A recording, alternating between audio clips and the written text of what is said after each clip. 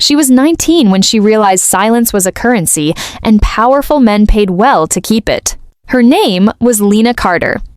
She didn't come from money or influence. She came from a quiet Florida town where the ocean looked peaceful, but hid rip currents strong enough to pull anyone under. Lena learned early that adults lied better than children, and that institutions protected themselves first. The envelope arrived on a Tuesday. No return address. Heavy paper. Inside were photocopies, flight logs, handwritten initials, bank transfers routed through shell foundations, names circled in red, senators, CEOs, a former judge. And one name that sat at the center like a spider in a web, Jeffrey Epstein. Lena's hands shook as she flipped through the pages. She recognized some of the details, not because she'd lived them, but because she'd overheard them growing up. Her mother used to clean houses in Palm Beach. Rich houses. Quiet houses. Houses with rules. Don't ask questions. Don't use the guest bathroom. Don't look people in the eye. Her mother had died when Lena was 16. Official cause, overdose. Unofficial truth, nobody cared enough to investigate. At the bottom of the last page was a note, typed in black ink. If anything happens to me, give this to the press. Lena didn't know who me was, but she knew one thing: these weren't rumors, these were files. The island that wasn't on maps. 2 days later, Lena stood outside a glass building in New York City that housed one of the last places truth still had a fighting chance, an investigative newsroom. She rehearsed the sentence in her head over and over. I have documents related to Epstein. Simple, clean, dangerous. The receptionist looked at her like she'd seen a ghost. You need an appointment. I need a journalist, Lena replied. Her voice surprised even herself. Calm, flat, adult. They put her in a room with Rachel Monroe, a reporter whose name had appeared in lawsuits and leaked emails for years. Rachel didn't smile. She didn't offer coffee. She just shut the door and said, "Show me." Lena laid the files on the table. Rachel went silent. Minutes passed. Then more. These flight logs, Rachel said slowly, some of these never went public. I know, Lena replied. That's why I'm here. Rachel leaned back. Where did you get these? I can't say. Someone else has copies? Yes. Rachel nodded. She'd heard that answer before. Whistleblowers always worked in shadows. What do you want? She asked. Lena swallowed. I want it on record. I want people to stop pretending they didn't know. Power protects power. The story didn't break immediately. It never does. First came the warnings. Anonymous emails, then calls, then a man waiting outside Lena's apartment building who smiled too politely. You're very young, he said. You don't want your life ruined over things you don't understand. Lena closed the door in his face and locked it twice. Rachel called that night. They're leaning on us, she said. Legal threats, advertisers pulling out, politicians denying everything. Are you still running it? A pause. Yes. The article dropped at 6 a.m. on a Sunday. By noon, it was everywhere. Not gossip, not conspiracy. Documents, names, dates, patterns. The headline didn't scream. It didn't need to. Previously unreleased Epstein files reveal network of influence. The girl behind the leak. Cable news wanted a face, a story, a villain or a hero. Lena refused interviews, but the internet found her anyway. Some called her brave. Others called her a liar, a plant, a pawn. One comment haunted her.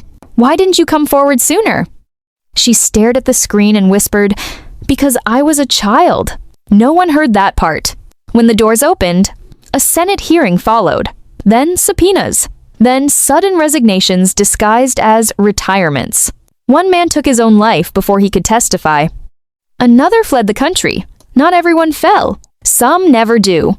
Rachel met Lena one last time in a quiet diner. You know this won't end cleanly, Rachel said. I know, Lena replied. But it started. Rachel slid something across the table. A small USB drive. There's more, she said. From another source. Looks like once people saw the files, they realized silence wasn't safe anymore. Lena picked it up. The weight felt familiar. Years later, people would argue about what really happened. They always do. Some would say justice was served. Others would say it never came.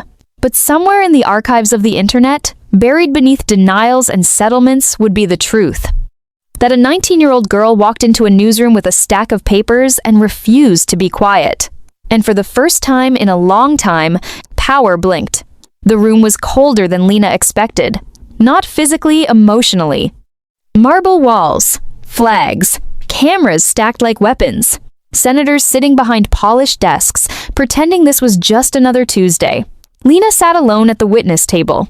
19 years old. No lawyer next to her, no family behind her. Just a microphone and the truth. "Miss Carter," the chairman said, adjusting his glasses, "do you understand you're under oath?" "Yes, sir."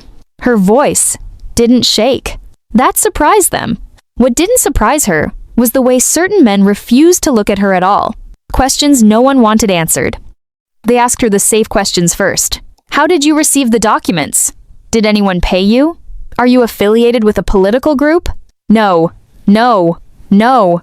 Then came the real question from a senator whose name appeared twice in the files. "Miss Carter," he said smoothly, "isn't it possible these documents were altered?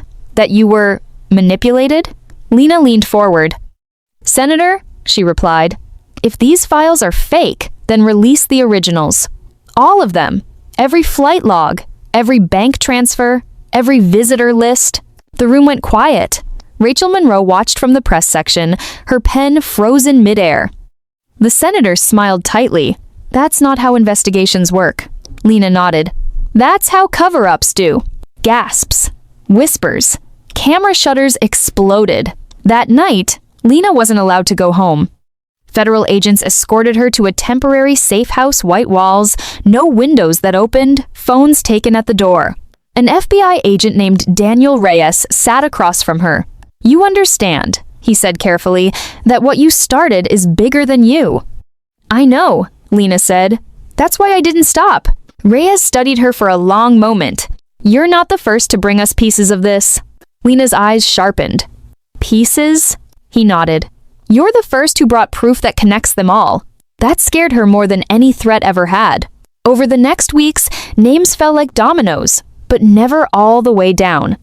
A hedge fund manager stepped aside. A university president took medical leave. A foreign prince was quietly removed from boards. But the biggest names? They fought back. Lawsuits, smear campaigns, old photos pulled from nowhere, anonymous sources claiming Lena was unstable. One headline read, "Teen whistleblower's motives questioned." Rachel called her furious. "They're trying to break you." Lena looked at her reflection in the darkened window. They're too late. Truth doesn't explode. It erodes. It wears things down slowly until the cracks can't be hidden anymore. The second leak. The USB drive Rachel had given her wasn't just more documents. It was worse. Video timestamps, surveillance logs, settlement agreements signed under sealed court orders, and a list titled simply, "Protected." Lena felt sick reading it. Judges, prosecutors, media executives. People who were supposed to stop this. They hadn't just failed. They'd helped. Lena met Agent Reyes one last time. "If this goes public," he said quietly, "it will destabilize institutions." Lena met his eyes. Maybe institutions that survive on silence deserve to fall. Reyes didn't answer, but he didn't stop her either. The night everything changed. The second story dropped at midnight. No press conference, no warning. Just a headline that spread faster than anyone could contain. The protected list, how power buried the Epstein network. Too hid. By morning, markets dipped. Embassies issued statements. A former attorney general resigned within hours. 2 witnesses disappeared. One was found alive, hiding. The other never was. Lena sat alone, watching the news, realizing something no one tells you about truth. It doesn't feel victorious. It feels heavy. Years later, people would argue about Lena Carter. Some would say she changed history. Others would say nothing really changed at all. But laws were rewritten, statutes of limitation extended, files unsealed slowly, painfully. Lena left the country for a while. No social media, no interviews. She studied law under a different name, because she understood something now. Exposure is only the first step. Accountability is a lifetime job. On a quiet evening, Lena walked past a courthouse where her testimony had once echoed. A young woman stood on the steps, clutching a folder to her chest. Their eyes met. The woman hesitated, then nodded just slightly. Lena nodded back. The torch didn't burn out. It passed on. If you enjoyed, subscribe, like, share, and comment.